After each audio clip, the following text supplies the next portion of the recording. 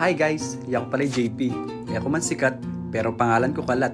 Ipatok neso! Nginingag daw pala guys. Bigla kay Rugong may interview. Emi Balu, bigla na kayong ginising wali ko. Siyempre, mabilisan mandilo kanyan. So, may puyat kaya pa mong bamban. Tapos itapin, maranong kaya palang gigising. At syempre, may dilo na keken, dilong itik, bantang mabilisan. Tapos lang niya iban-ban kaya, no? Sukle, balam talaga niya kababwak ibamban, ne? Okay, ang part ayan guys. Len me, yari na ako may niblas. Tapos siya lang niya gagayak kaya pa. Bala mo gayak kaya naman babae ni so. Tapos kaya part ayan guys, syempre, payandara na yung 125, Bob Rockbok ni so. Tapos dali-dali minimpintala ni Bemboy, oh. Bala ng Bemboy, prank ni naman. At itapin kanya, no? Tapos ken eneming dilo, minimuya mo, tsaka yung migbasang buwak, burime kanita. At dali-dali na kaya palang linaakad ken guys. Para sopan ko lang magpa-print resume. Ot balo daw mag-apply lang. Ot era agad magpa-print resume jo. In-applyan mi pala guys. Working in abroad.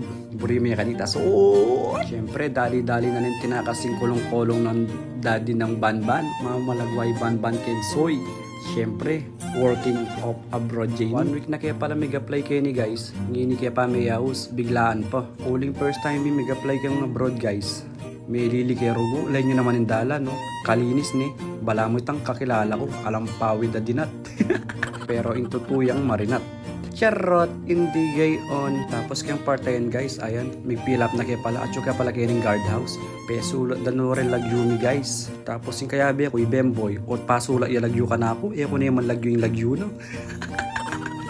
Tapos guys, kaya rin may fill up lagyo. Ayan, palob na kaya kanyang kening office. So, ayan guys, palob na kaya pala kening office kanyan. Aran rin nga dwa akong kayabi, oh. Talagang desidido kayo ni so.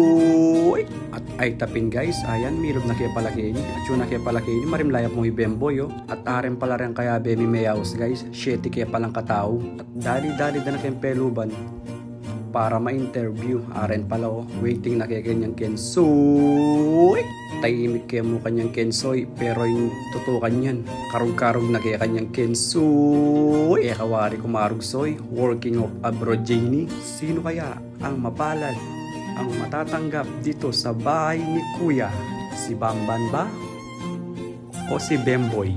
At si Buknoy, ayan, at si Berto, ayan sila guys. Binigyan ko na lang silang pangalan guys kasi hindi ko sila kilala. Dahil friendly tayo, ayan, kakwentuhan na namin sila. Kami pala ang apat na una na interview. Sino kaya ang mapalad na matatanggap sa aming apat? Si Bambam ba? Si Berto?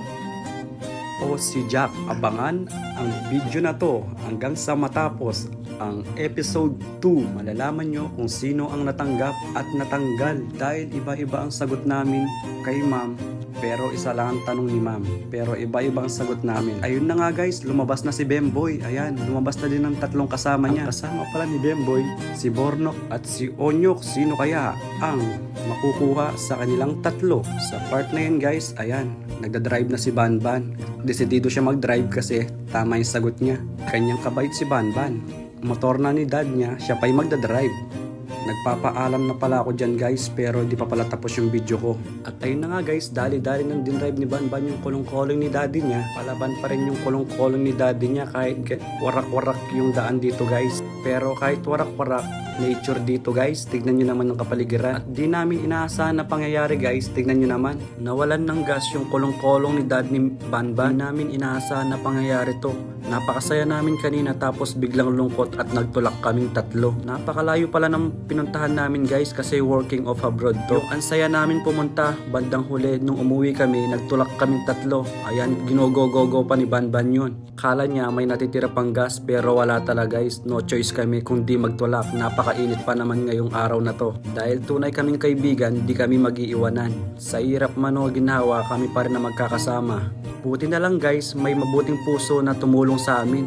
Hindi namin inaasahan na tutulungan kami kasi marami nang dumaan na tao at nakasay sila sa kanilang sasakyan. Hindi man lang kami tinulungan. Sana itong tumulong sa amin na to, siya yung binibless ni Lord. Salamat sa iyo bossing kung sino ka man. Hanggang dito na lang. Bye bye! Thank you so much, Patok Nesoy!